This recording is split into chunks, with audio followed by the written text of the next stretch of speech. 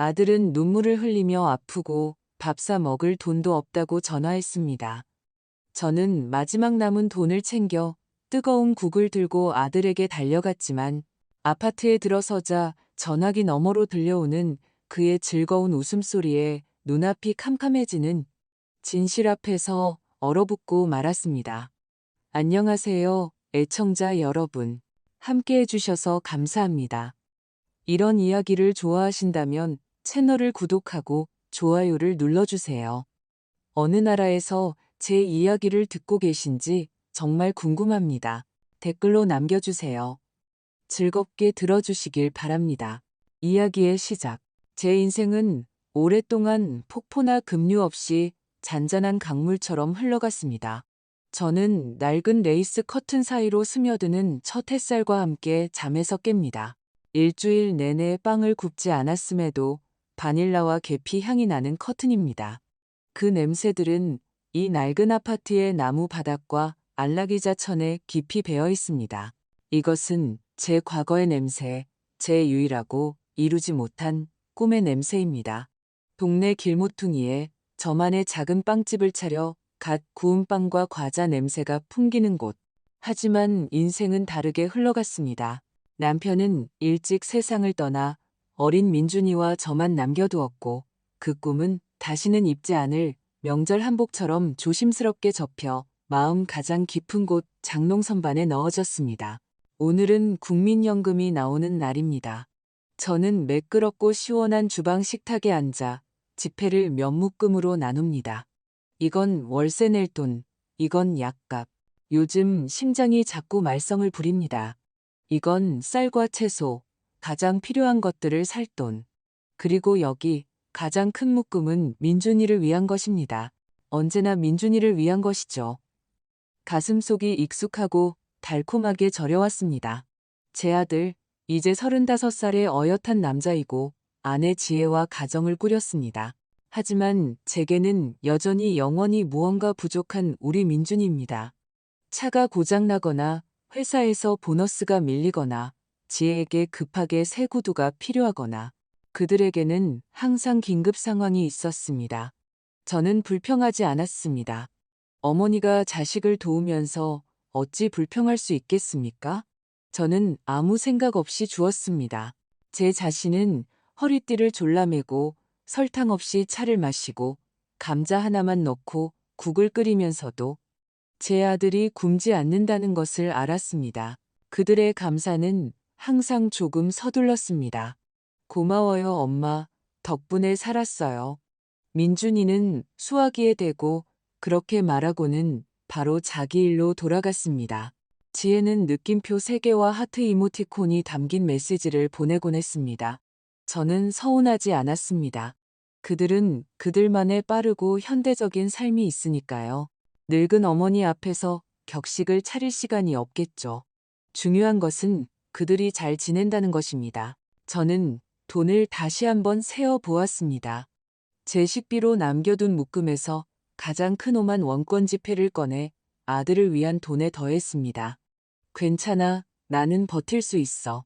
대신 그들은 대출금을 갚을 수 있겠지. 지혜는 휴가를 가서 재충전하고 싶다고 말했습니다. 저는 그들을 위해 기뻤습니다. 제가 세상을 보지 못했으니 그들이라도 보게 되기를. 남은 연금은 낡은 책 속에 넣었고 장식용으로 선반에 놓아둔 찻주전자 안에는 비상금을 보관했습니다. 절대 건드리지 않는 돈, 제 장례비를 위한 돈이었죠. 속으로 씁쓸하게 농담을 하곤 했습니다. 여러 해 동안 조금씩 모았습니다. 큰 돈은 아니었지만 제게는 전 재산이었습니다. 그리고 바로 그 순간 제 영혼이 조용한 모성애적 자부심과 자기 희생으로 가득 찼을 때 전화벨이 울렸습니다. 날카롭고 꿰뚫는 소리가 아침의 고요를 깨뜨렸습니다. 화면에 아들이라는 이름이 뜨는 것을 보고 미소를 지었습니다. 아마 제가 자신을 생각하고 있다는 것을 느꼈나 봅니다. 그래, 민준아. 저는 목소리가 씩씩하게 들리도록 애쓰며 대답했습니다. 엄마.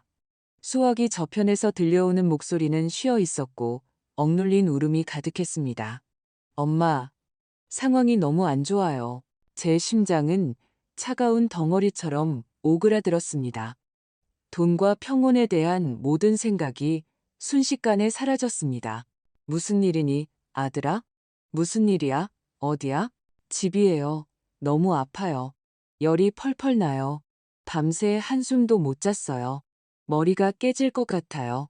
그는 심하게 찢어질 듯이 기침을 했습니다. 게다가 어떻게 된 건지 모르겠어요. 지갑을 잃어버렸거나 도둑 맞았거나 모르겠어요. 카드랑 마지막 남은 현금이 다 들어 있었는데 지혜랑 저는 야근커녕 밥 사 먹을 돈도 없어요. 지혜는 저녁까지 회사에 있고요. 너무 힘들어요. 엄마, 일어날 수도 없어요. 그의 말 한마디 한마디가 제게는 충격이었습니다. 제 아들, 제 유일한 아들이 혼자 아프고 굶주린 채 누워 있습니다. 머릿속에서는 여러 장면이 스쳐 지나갔습니다. 편도선염에 걸린 어린 시절의 제가 밤새 그의 침대 곁을 지키던 모습, 다리가 부러진 10대 시절의 제가 병원으로 곰탕을 가져다 주던 모습, 지금 갈게. 저는 공포를 억누르며 단호하게 말했습니다. 아무 걱정 말고 있어.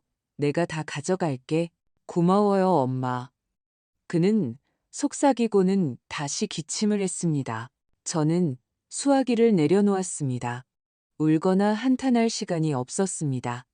행동해야 했습니다. 가장 먼저 선반으로 다가가 도자기 찻주전자를 내렸습니다. 그 안에서 제 모든 재산, 비상시를 위해 모아둔 돈을 식탁 위에 쏟아부었습니다. 비상시가 닥친 것입니다. 저를 위한 것이 아니라 그를 위한, 즉 저를 위한 것이기도 한, 세어보지도 않고 모든 돈을 봉투에 쓸어 담았습니다. 그리고는 냉장고로 달려갔습니다. 어제 끓여둔 곰탕이 냄비에 담겨 있었습니다. 진하고 구수한 소사골로 끓인 국물. 저는 항상 이런 국물은 죽은 사람도 살린다고 말하곤 했습니다. 빨리 불에 올려 끓여서 더 오래 따뜻하게 유지되도록 한 뒤 다락에서 꺼낸 큰 보온병에 담았습니다. 가방에는 양파, 마늘, 생강, 감기에 좋은 것들을 모두 챙겨 넣었습니다. 제가 직접 만든 유자청 한 병도 챙겼습니다. 저는 허둥지둥 옷을 입었습니다. 이미 오래전에 버려야 했던 낡은 코트를 걸쳤습니다. 밖은 춥고 으슬으슬했습니다. 얼음장 같은 바람이 뼛속까지 파고들었지만 저는 그것을 느끼지 못했습니다. 제 안은 불안감으로 불타고 있었습니다. 머릿속에는 한 가지 생각만 맴돌았습니다. 제발 더 아프지 않기를, 제발 늦지 않기를. 그들의 새 아파트까지는 거의 1시간이 걸렸습니다. 먼저 버스를 타고 그 다음에는 높고 개성 없는 아파트들이 즐비한 제게는 낯선 동네를 걸어서 지나야 했습니다. 가방이 어깨를 짓눌렀습니다. 뜨거운 국이 든 보온병은 천근만근 같았습니다. 하지만 저는 피곤함도 발밑에 얼어붙은 웅덩이도 느끼지 못한 채 거의 뛰다시피 걸었습니다. 마침내 그들의 아파트 입구에 도착했습니다. 깨끗하고 밝은 무심한 눈길로 저를 훑어보는 경비 아저씨가 있는 곳. 저는 엘리베이터를 타고 12층으로 올라갔습니다. 심장이 목구멍에서 쿵쾅거렸습니다. 저는 제 열쇠를 꺼냈습니다. 만약을 위해 그들이 직접 준 것이었습니다. 바로 지금이 그 만약의 순간이었습니다. 저는 소리를 내지 않으려고 조심스럽게 열쇠를 자물쇠에 꽂았습니다. 아픈 아들을 놀라게 하고 싶지 않았습니다. 문은 소리 없이 열렸습니다. 저는 현관으로 들어서며 차가운 바깥 공기와 진하고 몸보신에 좋은 뜨거운 국물 냄새를 함께 들여왔습니다. 아파트는 조용했습니다. 너무나 조용했습니다. 저는 조심스럽게 무거운 가방을 바닥에 내려놓았습니다. 민준아, 저는 속삭이며 불렀습니다. 나야, 엄마. 대답이 없었습니다. 저는 거실로 이어지는 복도를 따라 한 걸음 더 들어섰고 그 자리에 얼어붙었습니다. 방 안에서 소리가 들려왔습니다. 제 아들의 목소리였습니다. 하지만 그 목소리는 쉬거나 약하지 않았습니다. 크고 맑고 즐거웠습니다. 그리고 저는 그의 웃음소리를 들었습니다. 그냥 웃음이 아니라 건강하고 걱정 없는 사람들이 모든 것이 잘 풀릴 때 웃는 그런 행복하고 우렁차고 터져나오는 웃음이었습니다. 저는 그 자리에 소금 기둥처럼 굳어버렸습니다.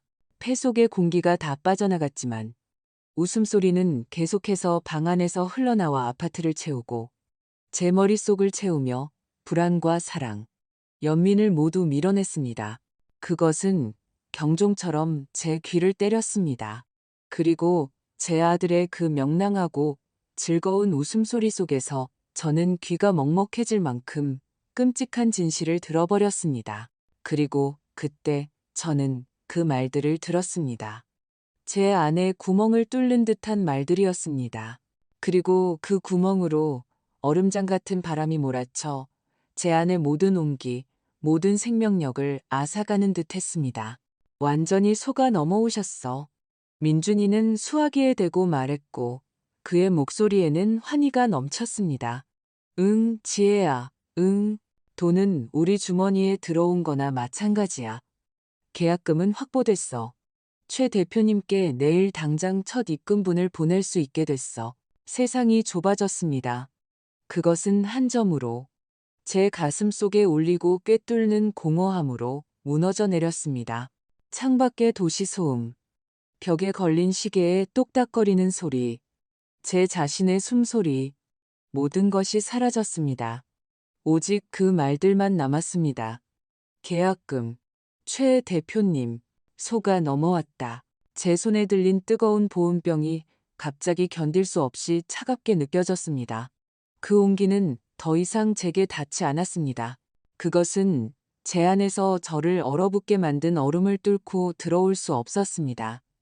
국물, 제 장례비에서 긁어모은 돈, 온 도시를 가로지른 저의 공황 상태의 질주, 제 아들이 빨리 낫기를 바라며 버스에서 속삭였던 기도들, 이 모든 것이 연극이었습니다. 제가 바보 같고 순진한 늙은이 역할을 맡은 연극이었고, 저는 그 역할을 너무나 열심히 연기했습니다. 몇 주 전 그들이 또 돈을 빌리러 왔을 때 나눴던 대화의 조각들이 떠올랐습니다. 지혜는 휴대폰을 만지작거리며 무심코 말했습니다. 어머님, 그 재능을 가지고 뭔가를 하셔야 해요. 저희가 생각해봤는데 그때 민준이가 그녀의 말을 가로막으며 손을 내저었습니다. 아냐, 나중에, 지금 말고 내 재능으로 뭔가를 하라. 계약금. 그리고 저는 갑자기 압도적이고 치명적인 명확함으로 깨달았습니다. 그것은 단순히 돈에 관한 이야기가 아니었습니다. 그것은 제게 남은 유일한 것, 제가 시작조차 하지 못한 제 평생의 업, 제 요리 비법에 관한 이야기였습니다. 배신은 절대적이었습니다. 그들은 가난해서, 궁핍해서 그런 짓을 한 것이 아니었습니다. 게으름과 탐욕 때문이었습니다. 그들은 부탁하지 않았습니다. 그들은 거짓말을 했습니다. 그들은 어머니와 자식 사이에 있는 가장 신성한 것, 제 사랑, 언제라도 달려가 도울 준비가 된 저의 맹목적인 마음을 이용했습니다. 그들은 그 순수한 감정을 가져다가 어떤 최 대표라는 사람을 위해 자신들의 거짓말이라는 진흙탕에 처박았습니다. 저는 울지 않았습니다. 눈물은 눈가에 닿기도 전에 얼어붙었습니다. 저는 소리치지 않았습니다. 비명은 얼음 마개처럼 목구멍에 걸렸습니다. 제 안에는 분노도 경로도 없었습니다. 오직 추위만이 있었습니다. 겨울 호수 바닥처럼 고요하고 균일하고 끝없는 추위. 그리고 그 추위 속에서 조용하고 단호하고 최종적인 결심이 태어났습니다. 저는 천천히, 아주 천천히 소리내지 않으려고 몸을 숙여 가방과 보온병을 현관의 작은 탁자 위에 놓았습니다. 제 움직임은 마치 어떤 중요한 의식을 치르는 것처럼 정확하고 계산적이었습니다. 저는 1시간 전까지만 해도 제 사랑의 화신이었던 이 국물을 마치 무덤에 꽃을 놓듯 놓았습니다. 바로 그 순간 죽어버린 것에 대한 말없는 작별이었습니다. 그리고 저는 마찬가지로 소리 없이 돌아섰습니다. 뒤로 물러나등 뒤에 문을 더듬어 손잡이를 돌리고 문을 당겨 열고 문지방을 넘어섰습니다. 그리고 자물쇠가 철컥거리지 않도록 조심스럽게 문을 잡고 닫았습니다. 제가 마지막으로 본 것은 거실에서 새어나오는 한 줄기 빛이었고 그곳에서는 여전히 제 아들의 태평한 목소리가 들려오고 있었습니다. 그러다 그 빛도 사라졌습니다. 철컥. 문이 닫혔습니다. 저는 엘리베이터로 가지 않았습니다. 계단으로 가서 내려가기 시작했습니다. 12층, 한 계단, 한 계단. 저는 뛰지 않았습니다. 등을 곧게 펴고 똑바로 걸었습니다. 발걸음마다 텅 빈 계단과 마찬가지로 텅 빈 제 영혼 속에서 둔탁한 메아리가 울렸습니다. 저는 이전의 삶에서 어떤 새로운 아직 알 수 없는 삶으로 내려가고 있었습니다. 밖에서는 바람이 얼굴을 때렸지만 저는 느끼지 못했습니다. 바깥의 추위는 안의 추위에 비하면 아무것도 아니었습니다. 저는 집으로 걸어갔습니다. 이전처럼 무의식적으로 걷는 것이 아니라 단 하나의 명확한 목표를 가지고 걸었습니다. 제 아파트는 익숙한 바닐라와 계피향으로 저를 맞이했습니다. 하지만 오늘은 그 냄새가 저를 위로하지 않았습니다. 숨막히게 했습니다. 그것은 희생된 꿈의 냄새였습니다. 제 어리석음의 냄새였습니다. 저는 옷도 벗지 않고 불도 켜지 않은 채 곧장 부엌으로 갔습니다.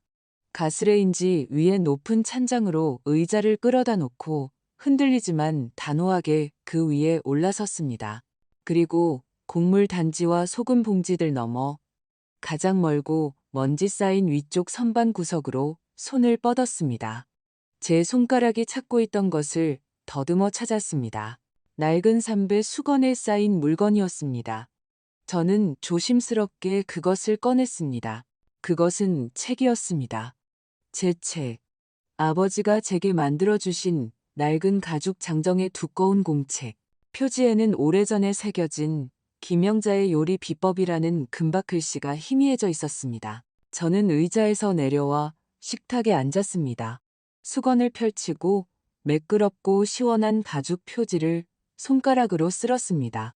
이 책은 저의 유일한 진정한 보물이었습니다.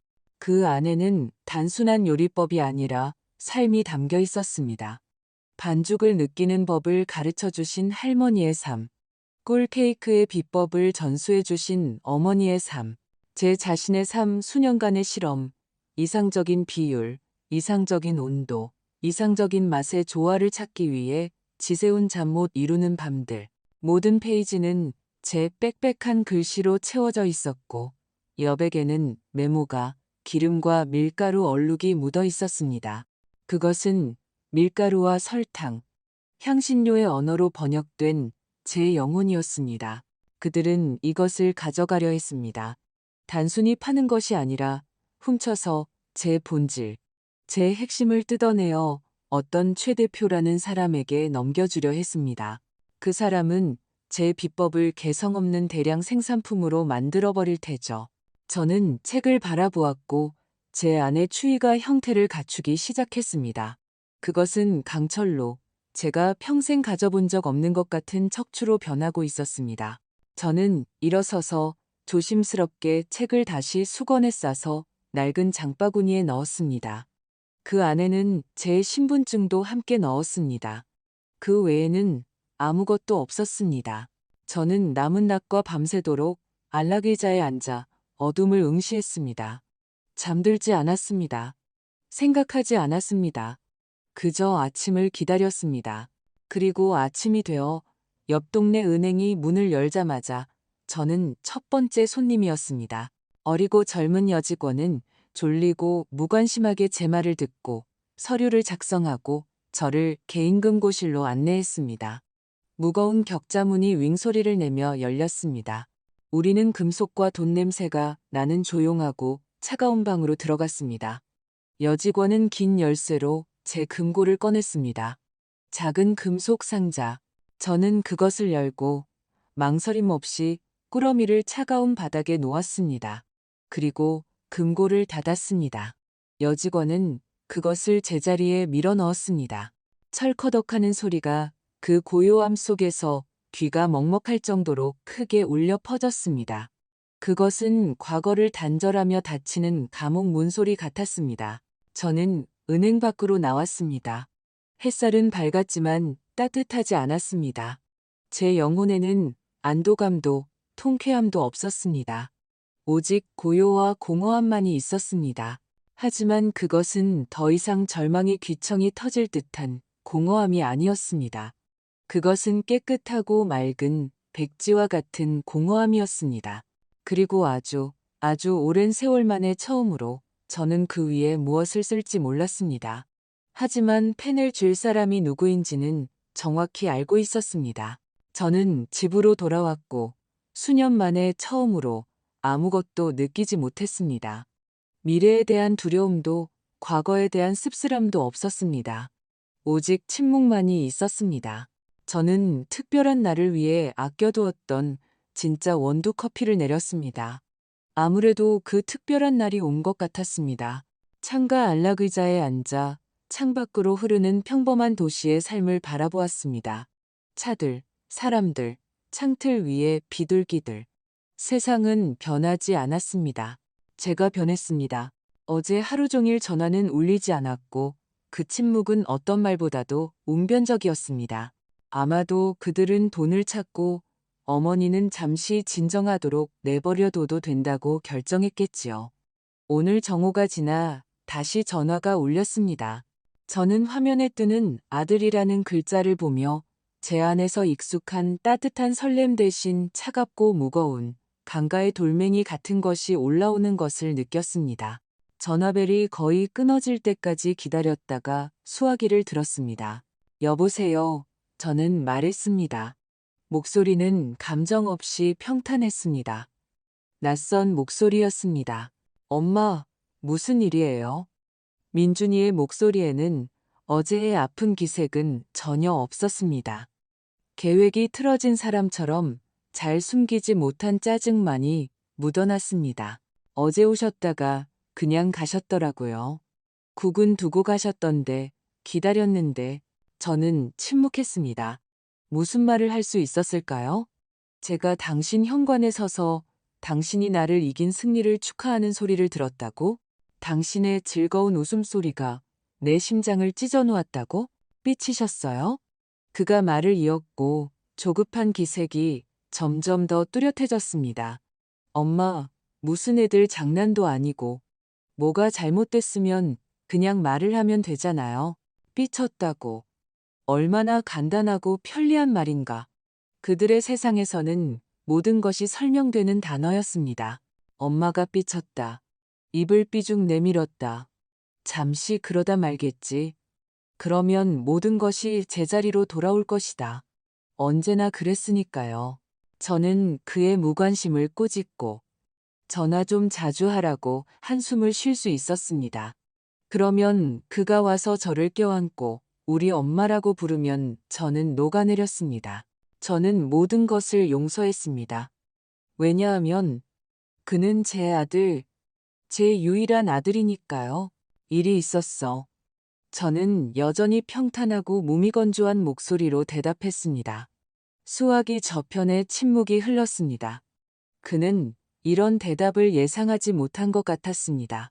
그는 꾸짖음, 한숨, 어쩌면 눈물을 기대했을 것입니다. 그가 다룰 줄 아는 무언가를. 하지만 제 침착하고 냉담한 어조는 그를 혼란스럽게 했습니다. 무슨 일이요? 그가 의아해하며 물었습니다. 알았어요. 그건 그렇고. 엄마, 저희 지혜랑 내일 아마 들를 것 같아요. 가져갈 게 좀 있어서요. 제 안은 더욱 차갑게 식었습니다. 저는 그 가져갈 게 무엇인지 알았습니다. 제 책. 그들은 그 책이 늘 있던 곳에 있을 것이라고 생각합니다. 먼지 쌓인 선반에 그들 외에는 아무에게도 필요 없는 채로 저는 그들을 상상했습니다.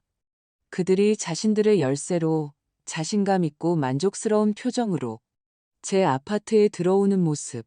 그들은 이미 제 돈, 제 장례비를 자신들의 계약금으로 써버렸습니다. 그리고 이제 가장 큰 상을 받으러 온 것입니다. 그들은 이것을 도둑질이라고 생각하지도 않습니다. 그들은 자기 것을 가져간다고 생각합니다. 저는 그들의 어머니니까요. 그러니 제가 가진 모든 것은 당연히 그들의 것입니다. 제 시간, 제 돈, 제 힘, 그리고 누렇게 바른 페이지의 요리법으로 쓰인 제 영혼까지도. 배경에서 지혜의 목소리가 들렸습니다. 작지만 분명하게 그녀는 민준이에게 무언가 말하고 있었습니다. 그냥 무시해. 삐치다 말겠지. 맨날 저러잖아. 삐치다 말겠지. 어린아이처럼 변덕스러운 노인네처럼 그저 기분이 안 좋은 사람처럼 그들의 눈에 저는 사람이 아니라 기능이었습니다. 그들의 삶의 편리한 부속품. 가끔 고장나지만 대체로 잘 작동하는 조금만 기다리면 되는 그 생각은 제게 상처를 주지 않았습니다. 고통은 이미 지나갔습니다. 그들의 현관에서 잿더미가 될 때까지 다 타버렸습니다. 남은 것은 재와 차갑고 맑은 분노뿐이었습니다.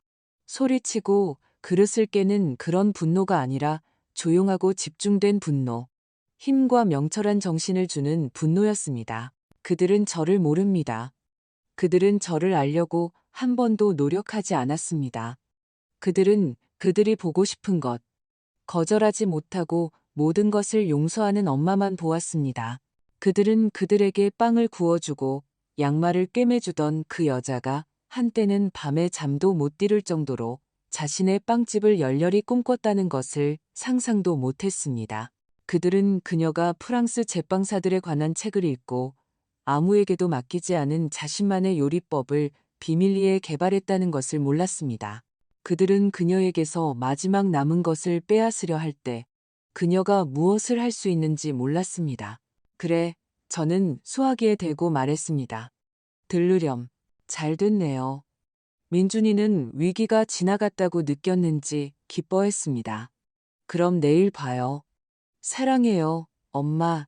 그는 전화를 끊었고 저는 침묵 속에 남았습니다. 그들의 자신감은 거의 만져질 듯했습니다. 그들은 모든 것을 통제하고 있다고 믿었습니다.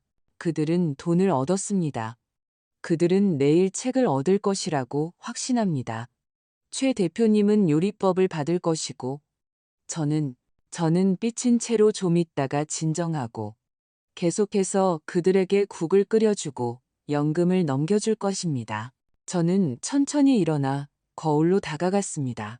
거울 속에는 피곤한 눈, 희끗희끗한 머리, 입가에 잔주름을 가진 늙은 여인이 저를 바라보고 있었습니다. 민준이와 지혜가 무시하고 예측 가능하고 모해하다고 여겼던 바로 그 여자. 하지만 저는 다른 것을 보았습니다.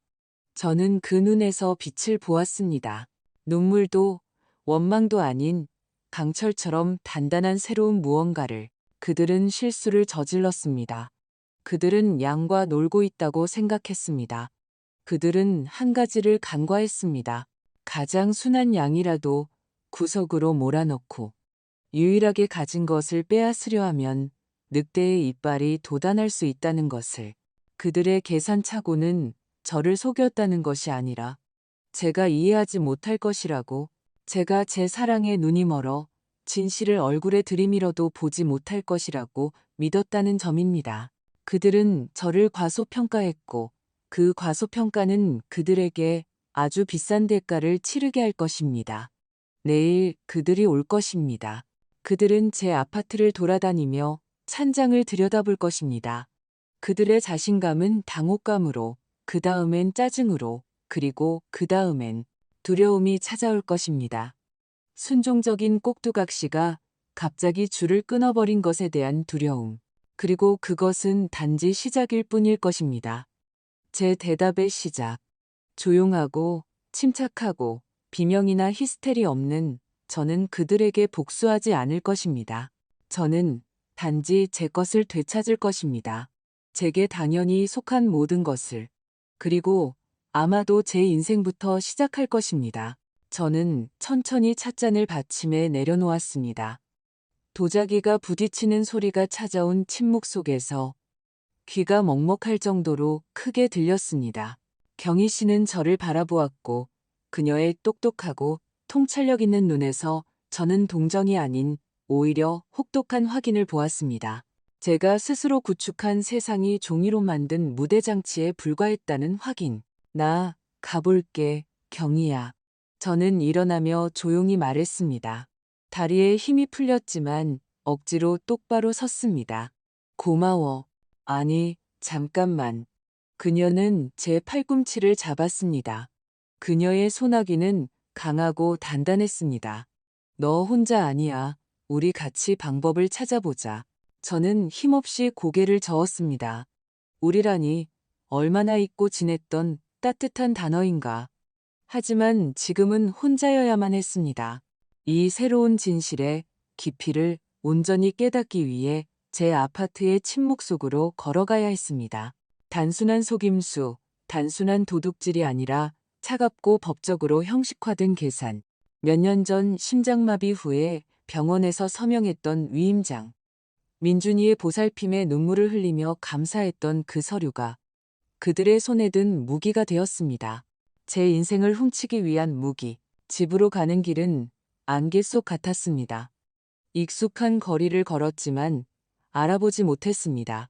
도시의 소음, 자동차 경적 소리, 행인들의 웃음소리, 모든 것이 마치 물속에서 들려오는 것처럼 멀게 느껴졌습니다. 머릿속에는 경희 씨가 말한 한 단어, 한 가지 생각만 맴돌았습니다. 사기. 그것은 추하고 낯설고 범죄 뉴스나 법정 기록에나 나올 법한 단어였습니다. 그리고 이제 그것이 제 조용한 삶, 바닐라 향 나는 제 아파트에 난입했습니다. 그리고 그 단어가 제 아들에 관한 것이라는 사실이 밝혀졌습니다. 저는 책을 찾지 못하고 그들의 반짝이는 깨끗한 아파트로 돌아갔을 그들을 상상했습니다. 아마도 그들은 화가 나고 짜증이 났을 것입니다. 지혜는 분명 민준이를 닥달했을 겁니다. 내가 말했잖아. 더 일찍 했어야지. 당신은 맨날 미루기만 해. 그러면 민준이는 변명하며 제게 이해할 수 없는 그의 어머니에게 화를 냈을 겁니다. 그들의 완벽한 계획을 망쳐버린 어머니에게 그들은 아직도 이해하지 못했습니다. 그들은 여전히 이것이 단지 성가신 지연일 뿐이라고 압력을 가하고 위협하고 동정심에 호소하면 자기들 것을 얻을 수 있을 것이라고 생각했습니다. 언제나 그랬으니까요. 그리고 바로 그 순간 그들의 상호 비난이 절정에 달했을 때 전화벨이 울렸을 것입니다. 저는 수화기 저편에서 들려오는 그 건조하고 사무적인 목소리를 거의 들을 수 있었습니다. 아니, 최 대표님 같은 사람들은 직접 전화하지 않습니다. 아마도 그의 비서나 변호사였겠죠. 동정심이라고는 한 방울도 없고 오직 숫자와 기한만이 있는 목소리. 박민준 씨 되십니까? 대성제빵에서 연락드렸습니다. 저희 계약건에 대해 확인차 전화드렸습니다. 저는 민준이가 자세를 바로잡고 목소리에 무게를 실으려고 애쓰는 모습을 보았습니다. 네, 듣고 있습니다. 민준입니다. 계약금으로 첫 번째 분할금은 약속대로 이체했습니다. 하지만 저희 기술부서에서 작업을 시작하려면 계약의 대상이 필요합니다. 부록 1에 명시된 지적재산, 즉 원본요리 비법 책입니다. 저희는 이번 주 안에 원료와 방법론 분석을 시작해야 합니다. 지적재산. 할머니의 영혼, 어머니의 잠 못 이루는 밤. 완벽한 커스터드 크림을 찾다가 생긴 제 흰머리에 대한 얼마나 차갑고 영혼 없는 이름인가. 저는 민준이가 초조해하기 시작하고 지혜에게 겁에 질린 시선을 던지는 것을 상상했습니다. 네, 물론이죠. 이해합니다. 약간의 지연이 기술적인 문제입니다. 책이 복원 중입니다. 얼마나 한심하고 어리석은 거짓말인가. 들킨 아이의 거짓말. 하지만 수화기 속 목소리는 가차 없었습니다. 복원에 대해서는 어떤 통보도 받지 못했습니다. 계약서에는 기한이 명확히 명시되어 있습니다. 4조 2항, 계약금 수령 후 영업일 기준 3일 이내에 모든 문서를 인계한다. 기한은 내일 오후 5시에 만료됩니다. 그렇지 않을 경우 7조 사항에 따라 귀하의 귀책 사유로 계약이 해지된 것으로 간주됩니다. 침묵, 짙고 울리는 침묵. 저는 제 아들의 얼굴이 창백해지는 것을 보았습니다. 그게 무슨 뜻입니까? 그가 물었고 그의 목소리에는 더 이상 어떤 무게감도 없었습니다. 오직 두려움만이 있었습니다. 즉시 계약금을 반환해야 할 의무가 있다는 뜻입니다. 또한 거래 파기에 대한 위약금으로 계약금의 50%에 해당하는 벌금이 부과될 것입니다. 공식적으로 통보합니다. 내일 5시까지 책을 기다리겠습니다. 이만 끊겠습니다. 짧은 신호음과 그들의 아파트에 찾아온 침묵, 공포로 가득 찬 침묵. 이제야 그들은 깨달았습니다. 이제야 이것이 제 비침도 늙은이의 변덕도 아니라는 것을 알게 되었습니다. 이것은 체스 경기처럼 계획되고 차가운 행동이었습니다. 저는 단지판에서 핵심적인 말을 치웠고 그들의 모든 게임은 무너졌습니다. 부자가 되는 그들의 빠른 길, 그들의 쉬운 돈, 새 차와 해외 휴가에 대한 그들의 꿈, 이 모든 것이 호박으로 변했습니다. 더 나쁘게는 빚으로 변했습니다. 그들이 감당할 수 없는 거대한 빚으로 그들이 제게서 그토록 쉽게 빼낸 돈을 이제 돌려줘야 했습니다. 게다가 벌금까지 붙어서 제 장례비가 그들의 목에 걸린 돌멩이가 되어 그들을 바닥으로 끌어당기고 있었습니다. 패닉. 그것이 그들이 지금 느끼는 감정이었습니다. 끈적하고 메스꺼운 패닉. 그들은 유리와 콘크리트로 된 자신들의 우리 안에서 서로에게 부딪히며 뛰어다녔습니다. 비난과 비명이 시작되었습니다. 다 당신 때문이야. 당신 어머니 때문이라고. 내가 말했잖아. 그분은 그렇게 단순한 분이 아니라고. 지혜가 빽빽 소리쳤을 겁니다. 그럼 넌 뭘 보고 있었어?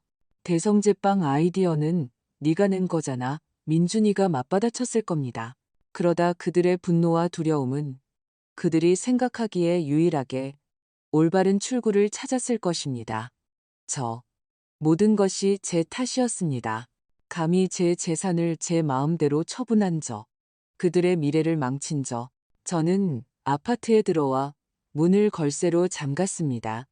평생 처음이었습니다. 저는 항상 안에서 문을 잠그지 않았습니다. 민준이가 언제든 들어올 수 있도록 그 습관은 죽었습니다. 저는 방 한가운데 서 있었습니다. 모든 것이 제자리에 있었지만 공기가 달랐습니다. 기다림으로 가득 차 있었습니다. 저는 그들이 곧 올 것이라는 것을 알았습니다. 그들의 패닉, 그들의 분노, 그들의 절망. 이 모든 것이 제게 쏟아질 것입니다. 그들은 소리치고 요구하고 애원하기 위해 이곳으로 달려올 것입니다. 하지만 저는 준비가 되어 있었습니다. 제 안의 추위는 사라지지 않았습니다. 그것은 제 갑옷이 되었습니다. 소리치게 놔두고 요구하게 놔두세요. 그들은 더 이상 제게 권력을 행사할 수 없었습니다. 업무 위임장은 한 가지이지만 사기를 목적으로 체결된 계약은 경희 씨가 이의를 제기할 수 있고 증명할 수 있다고 말했습니다.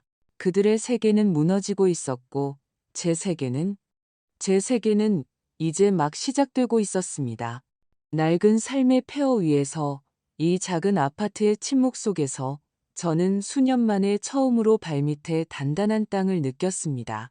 이것은 제 땅이었고 저는 더 이상 누구에게도 그것을 빼앗기게 두지 않을 것입니다. 차를 끓일 틈도 없었습니다. 날카롭고 다그치는 초인종 소리가 칼처럼 아파트의 정적을 갈랐습니다. 한 번의 벨소리가 아니라 짧고 성난 소리의 연속이었습니다. 그러더니 문을 주먹으로 두드리기 시작했습니다. 강하고 필사적으로. 저는 움찔하지 않았습니다. 예상했던 일입니다. 천천히 서두르지 않고 문으로 다가가 걸쇠를 풀었습니다. 열쇠를 돌렸습니다. 문 앞에는 그들, 민준이와 지혜가 서 있었습니다. 그들의 얼굴은 분노로 일그러져 있었고 눈은 열에 들뜬 듯 번뜩였습니다. 이전의 자신감은 온데간데 없었습니다. 지금 제 앞에는 궁지에 몰려 누구에게나 달려들 준비가 된 두 마리의 짐승이 있었습니다. 그들은 신발도 벗지 않은 채 현관으로 들이닥쳐 제 깨끗한 발매트에 더러운 자국을 남겼습니다. 가장 먼저 말을 꺼낸 것은 지혜였습니다. 그녀의 목소리는 높고 비명처럼 갈라졌습니다. 무슨 짓을 하신 거예요? 책은 어디 있어요? 모든 걸 망쳐놨어요. 모든 걸. 그녀는 팔을 휘저었습니다. 그녀의 비싼 매니큐어가 복도의 희미한 불빛 속에서 포식자처럼 번쩍였습니다. 그녀는 저를 남편의 어머니가 아니라 주인의 그릇을 깬 하녀처럼, 성가신 장애물처럼 쳐다보았습니다. 어머님 때문에 저희는 모든 걸 잃을 수 있어요. 집, 차. 저희는 엄청난 빚을 지게 될 거라고요. 다 어머님 고집 때문이에요. 저는 그녀를 바라보며 침묵했습니다. 그리고 그 침묵 속에는 세상의 모든 힘이 담겨 있었습니다. 저는 그저 독과 이기심으로 가득 찬 말을 쏟아내는 그녀를 지켜보았습니다. 우리를, 우리의 빚. 단 한 번도 당신이라는 말은 나오지 않았습니다. 제 감정, 제 권리, 제 삶. 이 모든 것은 그녀에게 존재하지 않았습니다. 그때 민준이가 나섰습니다. 그는 다른 전술을 선택했습니다. 수년 동안 언제나 효과가 있었던 전술.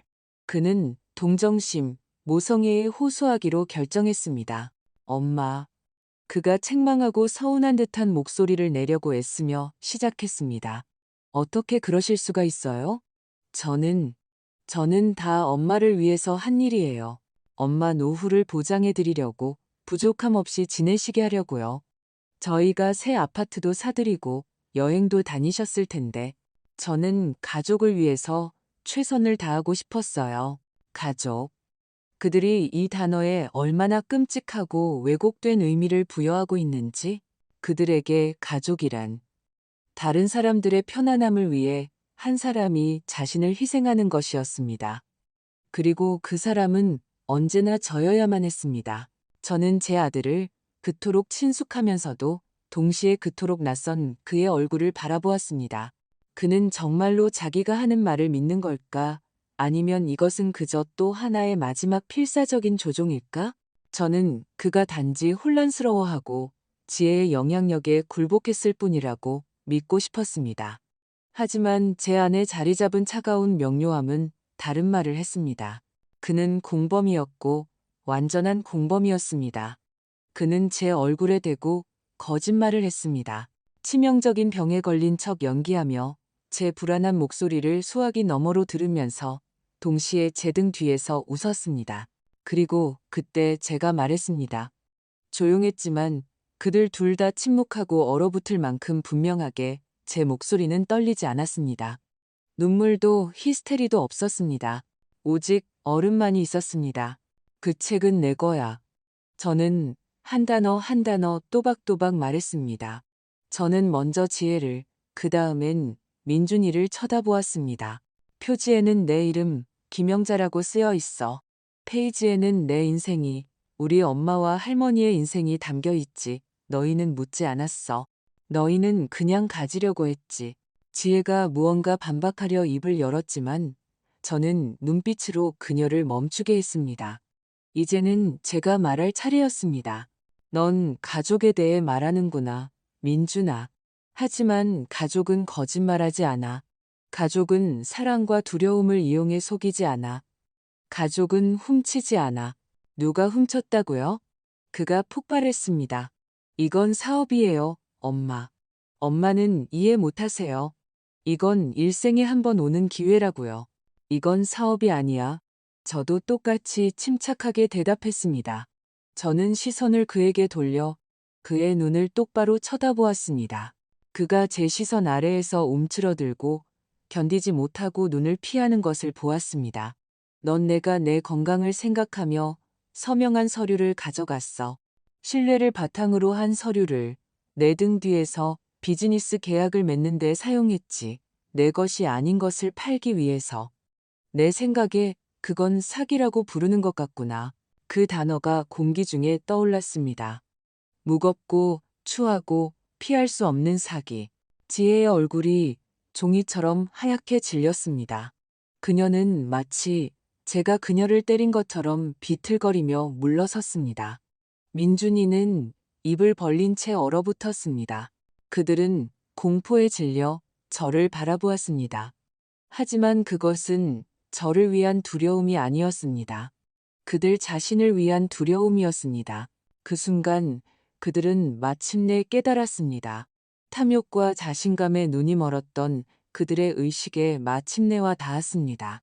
그들 앞에 서 있는 것은 거절하지 못하고 모든 것을 용서하는 그들의 엄마가 아니었습니다. 삐치다 말 변덕스러운 노인네가 아니었습니다.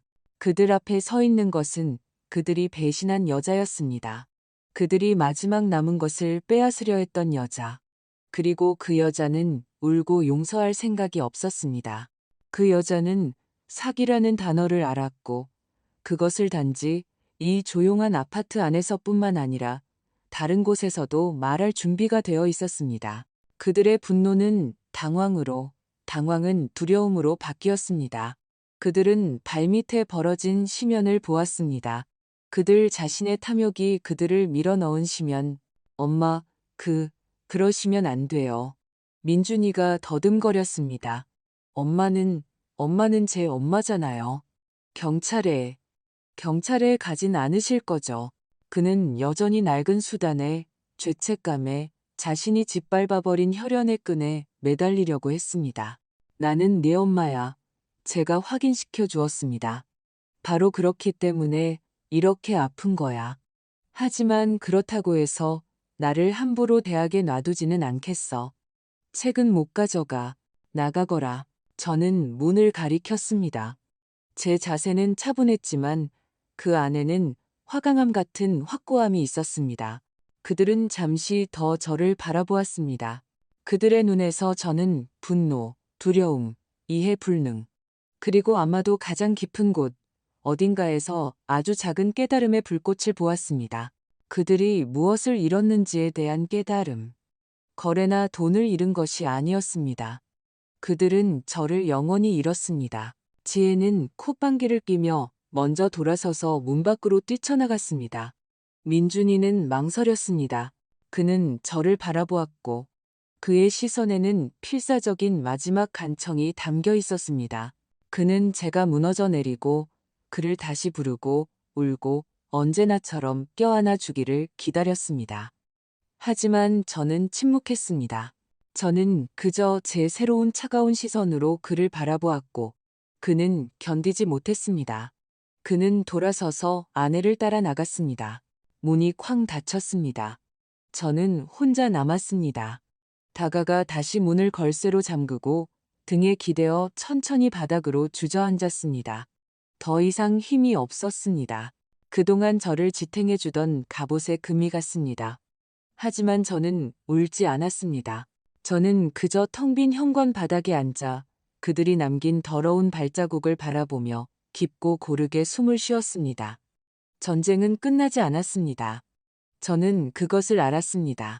그들은 그렇게 쉽게 포기하지 않을 것입니다. 하지만 저는 첫 번째, 가장 중요한 전투에서 이겼습니다. 제 자신을 위한 전투에서. 그리고 저는 더 이상 희생자가 아니었습니다. 저는 제 삶을 위해 싸울 사람이었습니다. 다리가 완전히 저릴 때까지 바닥에 앉아 있었습니다.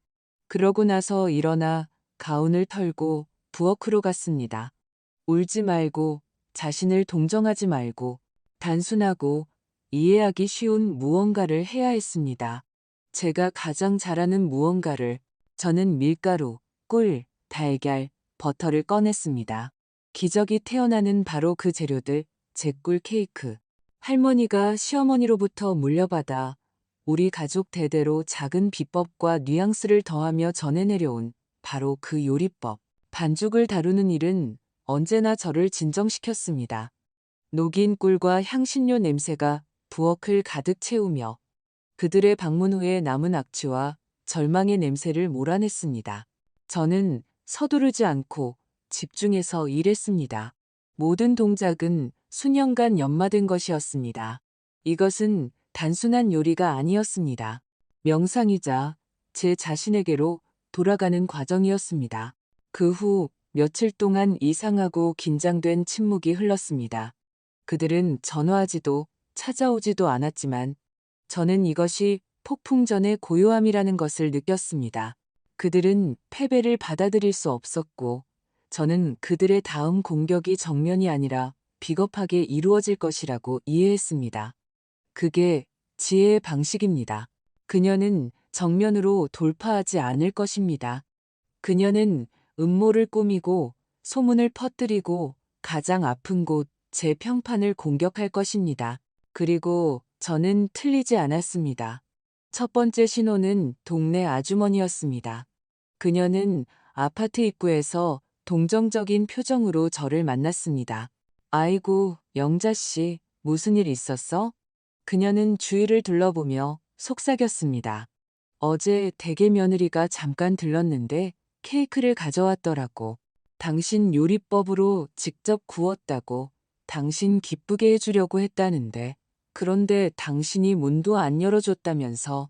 아주머니는 안타까워하며 말했습니다. 그 애가 얼마나 속상해하던지.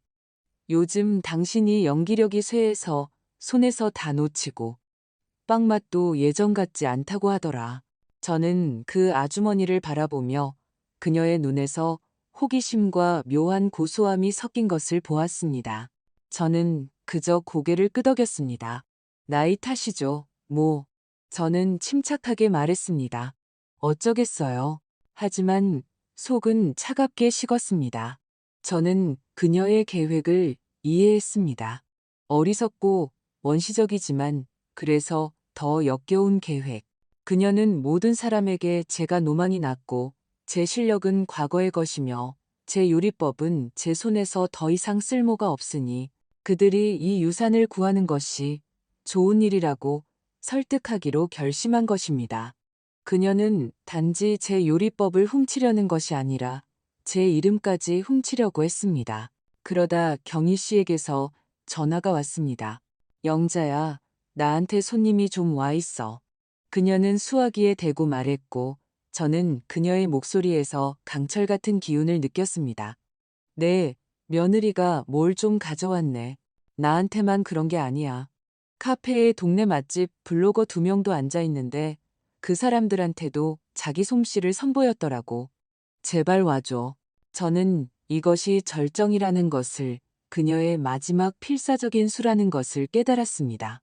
제가 경희 씨의 카페에 들어섰을 때 저는 즉시 그녀를 보았습니다. 지혜는 창가 가장 좋은 자리에 두 젊은이와 함께 앉아 활기차게 손짓하고 있었습니다. 테이블 위에는 꿀케이크와는 거리가 먼 무언가가 담긴 접시가 놓여 있었습니다. 그것은 색이 바랬고 시트는 건조하고 울퉁불퉁했습니다. 버터 대신 값싼 마가린, 진짜 꿀 대신 설탕 시럽, 오랜 시간 뭉근히 끓이는 대신 소다. 저는 멀리서도 그것을 볼 수 있었습니다. 지혜는 저를 보고 얼굴에 기쁜 놀라움과 걱정이 뒤섞인 표정을 지었습니다. 어머님, 마침 어머님 얘기하고 있었어요. 그녀는 일어서며 지저귀었습니다. 제가 이 친구들한테 어머님 걱정을 얼마나 하는지 얘기하고 있었어요. 우리 엄마가 요즘 연기운이 없으셔서 그 자랑하시던 꿀 케이크도 예전 맛이 안 난다고요. 그래서 제가 기운 내시라고 구워왔어요. 그녀는 모든 사람이 들으라고 저를 공개적으로 망신 주려고 카페 전체에 들릴 만큼 큰 소리로 말했습니다. 그녀는 가식적인 동정심으로 저를 쳐다보았지만 그녀의 눈 깊은 곳에서는 승리의 불꽃이 춤추고 있었습니다. 그녀는 자신의 승리를 확신했습니다. 지금 그녀가 웃음거리로 만들 늙고 병든 시어머니. 저는 한마디도 하지 않았습니다. 저는 그저 제게 다가온 경희 씨를 바라보았습니다. 경희 씨는 말없이 모든 것을 이해했습니다. 그녀는 제게 고개를 끄덕이고 테이블로 돌아섰습니다. 지혜 씨, 정말 친절하시네요. 경희 씨는 조금의 가식도 없는 평탄한 주인의 목소리로 말했습니다. 그렇게 걱정해 주시다니. 하지만 괜한 걱정을 하시는 것 같네요. 그녀는 웨이트리스에게 신호를 보냈고 웨이트리스는 주방에서 쟁반을 들고 나왔습니다. 쟁반 위 아름다운 도자기 접시에는 케이크 한 조각이 놓여 있었습니다. 제 케이크. 어젯밤 제가 구운 바로 그 케이크. 완벽하게 고르고 얇은 시트가 부드러운 사워크림으로 촉촉하게 적셔진 높은 케이크. 짙은 호박색의 꿀빛깔. 위에는 벨벳 같은 가루가 뿌려져 있고 민트잎으로 장식되어 있었습니다. 그 케이크에서 풍겨나오는 향기. 섬세하고 복잡한 메밀꿀과 계피, 그리고 무언가 포착하기 어려운 제 비밀 재료의 부케가 주위 공간 전체를 채우는 것 같았습니다. 경희 씨는 지혜의 한심한 모조품 옆에 그 접시를 놓았습니다. 대조는 단순히 눈에 띄는 정도가 아니라 치명적이었습니다. 그것은 값싼 잡지의 복제품과 위대한 거장의 원본을 비교하는 것 같았습니다. 길거리의 가짜와 진짜 다이아몬드를 비교하는 것 같았습니다. 블로거들은 침묵했고 그들의 시선은 한 조각에서 다른 조각으로 옮겨갔습니다. 그들의 얼굴에는 처음에는 당혹감이, 그 다음에는 이해가 쓰여 있었습니다. 옆 테이블의 손님들도 호기심 어린 눈으로 우리 쪽을 바라보았습니다. 이게, 경희 씨는 제 케이크를 가리키며 말했습니다. 김영자 선생님의 꿀 케이크입니다. 오늘 아침 제 카페를 위해 특별히 구워주셨어요.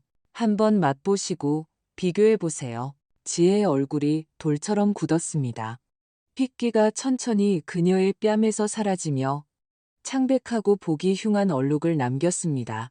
그녀는 제 케이크와 자기 케이크를 번갈아 쳐다보았고 그녀의 눈에는 공포가 서려 있었습니다.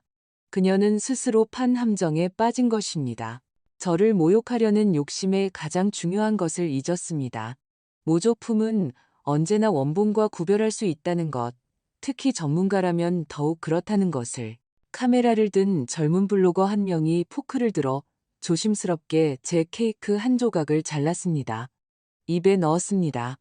그의 눈이 커졌습니다. 그는 잠시 눈을 감고 맛을 음미했습니다. 세상에, 그가 속삭였습니다. 이건 정말 믿을 수 없네요. 두 번째 블로거인 여성이 똑같이 했습니다. 그녀의 반응도 마찬가지였습니다.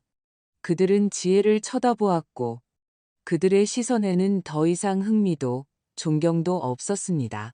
오직 차가운 경멸만이 있었습니다. 모욕은 완전하고 공개적이고 최종적이었습니다. 지혜는 카페 한가운데 서 있었고 모든 사람이 그녀와 그녀의 한심한 케이크, 그리고 한마디 말도 없이 모든 사람에게 명백해진 그녀의 거짓말을 쳐다보았습니다. 그녀는 무언가 더듬거리더니 가방을 움켜쥐고 인사도 없이 카페에서 거의 뛰쳐나가다시피 했습니다.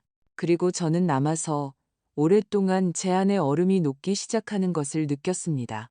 그녀에 대한 연민 때문이 아니라 조용하고 밝은 감정, 제가 방금 되찾은 자존감 때문이었습니다.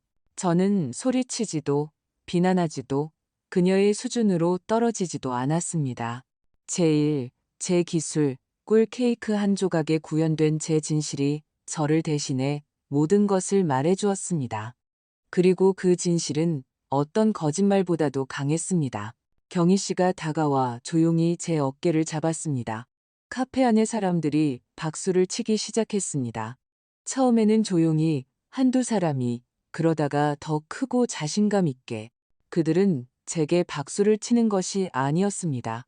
그들은 진실과 장인 정신에 박수를 치고 있었습니다. 저는 그 소리에 멍하니 서서 차가운 공허함 대신 따뜻함이 찾아오는 것을 느꼈습니다. 수줍고 거의 눈에 띄지 않지만 살아있는 따뜻함이었습니다. 반년이 지났습니다. 창밖은 이른 봄입니다. 하늘은 높고 꿰뚫을 듯 맑으며 공기는 녹은 눈과 새로운 삶의 약속으로 가득 차 있습니다. 저는 주방 한가운데 서 있지만 이곳은 더 이상 바닐라 향 나는 제 작은 부엌이 아닙니다. 이곳은 일하는 오븐의 윙윙거리는 소리, 그릇 부딪히는 소리, 행복한 분주함으로 가득 찬 크고 밝은 전문 공간입니다. 사방에 있는 스테인리스 스틸이 빛을 잡아 반사하여 공간을 더욱 크고 밝게 만듭니다. 제 몸에는 새하얗게 풀먹인 요리사 가운이 걸쳐져 있습니다. 마치 제2의 피부처럼 완벽하게 맞습니다. 가슴 주머니 위에는 금실로 두 단어가 수놓아져 있습니다. 김영자. 저는 가끔 그 단단하고 도들새김된 글자들을 손가락으로 쓸어봅니다. 제가 되찾은 제 이름. 선생님, 브리오슈 반죽 다 됐어요. 제 제자인 수진이의 명랑한 목소리가 들려옵니다. 저는 돌아봅니다. 수진이는 이제 겨우 19살입니다. 그녀의 눈은 불타오르고 손가락은 늘 밀가루 투성이입니다. 그녀는 제가 언젠가 화덕 옆에 할머니를 바라보았던 것과 같은 경외심으로 저를 바라봅니다. 서두르지 마라, 수진아. 저는 부드럽게 말합니다. 5분만 더 숨쉬게 해줘. 느껴봐. 반죽은 살아있어. 저는 무성한가처럼 부풀어 오른 반죽이 담긴 거대한 반죽기로 다가가 가볍게 만져봅니다. 따뜻하고 탄력있고 제 손길에 반응합니다. 이 단순한 행동 속에 제가 수년간 쌓아온 모든 지혜, 이제 제가 전수할 수 있는 지혜가 담겨 있습니다. 대성제빵과의 거래는 물론 파탄났습니다. 그들은 계약에서 쫓겨나 거액의 빚을 떠안았습니다. 그들이 어떻게 되었는지는 대략적으로만 알고 있습니다. 경희 씨는 그들이 차를 팔았고 지혜가 두 번째 직장을 구하고 있다고 말했습니다. 처음에는 위협과 요구로, 그 다음에는 불평과 눈물 어린 부탁으로 제게 전화하려고 했습니다. 민준이는 자신이 얼마나 후회하는지, 어떻게 귀신에 씌었었는지에 대한 긴 메시지를 보냈습니다. 저는 복수심이나 분노 때문이 아니라 말이 더 이상 필요 없었기 때문에 답장하지 않았습니다.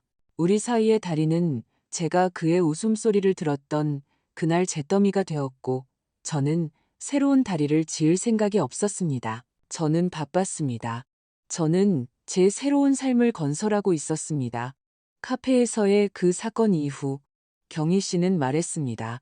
이제 됐어. 내 자리는 연금 생활이 아니라 여기야.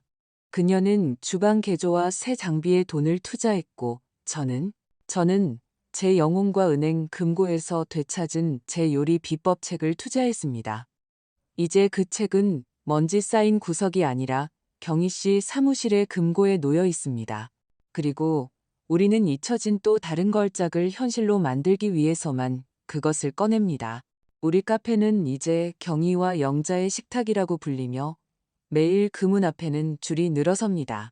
사람들은 제 나폴레옹 케이크, 공기처럼 가벼운 커스터드 크림을 채운 에클레어, 그리고 물론 전설이 된 바로 그 꿀 케이크를 맛보기 위해 온 도시에서 찾아옵니다. 저는 단순히 빵을 굽는 것이 아니라 창조합니다. 새로운 조합을 고안하고 오래되고 거의 잊혀진 요리법을 기억해냅니다. 길모퉁이의 작은 빵집에 대한 제 꿈은 이루어졌지만 제가 상상도 못했던 규모로 이루어졌습니다. 더 크고 더 밝고 더 시끄러워졌습니다. 가끔 드문 조용한 순간에 저는 빛나는 냉장고 표면에 비친 제 모습을 봅니다. 차가운 금속 속에서 늙고 희끗희끗한 여인이 저를 바라봅니다. 하지만 눈은 완전히 다릅니다. 더 이상 그 우주적인 피로감과 조용한 슬픔이 없습니다. 그 안에는 빛, 흥미, 열정이 있습니다. 그 안에는 5분과 제 영혼에서 타오르는 불이 있습니다. 저는 젊어지지 않았습니다. 얼굴에 주름이 펴지지도 않았습니다. 하지만 저는 살아있게 되었습니다. 저는 그래야만 해서가 아니라 새로운 하루를 시작하고 싶어서 잠에서 깹니다. 오늘 크루아상이 어떻게 부풀어 오를지, 수진이가 완벽한 머랭 크림을 만들 수 있을지 궁금합니다. 제 해방은 처음에 생각했던 것처럼 조용하고 공허하지 않았습니다. 소리, 냄새, 사람들, 수진이의 웃음소리, 경희 씨의 능숙한 목소리, 손님들의 감사한 미소로 가득 차 있습니다. 갓 구운 빵, 초콜릿, 카다멈 냄새가 납니다. 오븐에서 막 꺼낸 빵처럼 따뜻합니다. 저는 복수를 생각하지 않습니다. 그럴 시간이 없습니다. 복수는 미래가 없는 사람들의 몫입니다. 그리고 제게는 미래가 있습니다. 그것은 여기, 이 반짝이는 주방에, 제가 굽는 모든 케이크에, 제가 새롭고 깨끗한 공책에 적는 모든 새로운 요리법에 있습니다. 민준이는 제 아들이었습니다. 저는 그에게 제 인생의 35년을 바쳤습니다. 하지만 인생이란 남김없이 다 줄 수 있는 것이 아니라는 것이 밝혀졌습니다. 언제나 무언가 남습니다. 바로 그 불꽃, 제가 깊은 선반에 숨겨두었던 바로 그 꿈. 그것을 꺼내 먼지를 털고 타오르게 할 용기를 내기만 하면 되었습니다. 때로는 그들, 민준이와 지혜에게 감사해야 할 것 같다는 생각이 듭니다. 그들의 그토록 추하고 무자비한 배신이 아니었다면 저는 조용한 아파트에서 연금을 묶음으로 나누고 가장 좋은 것, 마지막 남은 것을 그들에게 주며 여생을 마쳤을 것입니다. 저는 제가 무엇을 할 수 있는지 결코 알지 못했을 것입니다. 저는 이 하얀 가운을 결코 입지 못했을 것입니다. 저는 제 모습에서 이 행복하고 자유로운 여인을 결코 보지 못했을 것입니다. 하지만 이것은 감사가 아닙니다. 단지 사실의 확인일 뿐입니다. 인생은 때때로 매우 아프게 때립니다. 하지만 때로는 바로 그런 타격이 당신이 자신으로부터 숨어있는 껍질을 깨기 위해 필요한 것입니다. 선생님, 보세요. 수진이가 완벽하게 황금빛을 띤 브리오슈가 담긴 쟁반을 제게 가져옵니다. 성공했어요. 저는 그녀의 빛나는 얼굴, 밀가루 묻은 손을 보고 미소 짓습니다. 의심하지 않았어. 저는 말합니다. 이제 너는 준비가 됐어. 다음 판은 처음부터 끝까지 네가 직접 해봐. 그녀의 눈에 두려움과 섞인 환희가 번쩍입니다. 제가 매일 느끼는 바로 그 환희. 네, 제 인생은 이제 여기, 이 윙윙거리는 소리, 이 따뜻함, 이 달콤한 이루어진 꿈의 향기 속에 있습니다. 그리고 아주 오랜 세월 만에 처음으로 저는 절대적으로, 무조건적으로 행복합니다. 이렇게 김영자 씨의 이야기는 끝이 났습니다. 배신이 새로운, 진정한 삶의 시작이 된 이야기. 그녀의 승리는 복수가 아니라 자기 자신을 찾는 데 있었습니다. 그녀는 아들의 삶을 파괴하지 않았습니다. 그녀는 단지 자신의 삶을 건설하기 시작했습니다. 그리고 아마도 이것이 최고의 지혜와 힘일 것입니다. 이 이야기는 많은 생각을 남깁니다. 그렇지 않나요? 맹목적인 모성애가 어떻게 개성을 지우는 희생으로 변질될 수 있는지, 그리고 제때에 자신과 자신의 꿈, 자신의 존엄성을 기억하는 것이 얼마나 중요한지에 대한 이야기입니다. 여러분은 김영자 씨가 아들과의 관계를 완전히 끊은 것이 옳았다고 생각하시나요? 아니면 어쨌든 유일한 자식이니 두 번째 기회를 주어야 했을까요? 여러분이라면 그녀의 입장에서 어떻게 하셨겠습니까? 이 이야기에 대해 궁금한 점이나 특별히 흥미로운 부분이 있다면 꼭 댓글로 남겨주세요. 여러분의 의견은 저희에게 매우 중요합니다. 이 이야기가 마음에 와 닿으셨다면 이 영상에 좋아요를 누르고 채널을 구독하여 새롭고 흥미진진한 이야기들을 놓치지 마세요. 그리고 물론 아래 댓글로 여러분의 생각과 감상을 공유해 주세요. 이 이야기가 여러분에게 어떤 감정과 생각을 불러일으켰는지 읽어보는 것은 저희에게 큰 즐거움이 될 것입니다. 끝까지 함께해 주셔서 감사합니다. 여러분 모두에게 좋은 일만 가득하기를 바랍니다.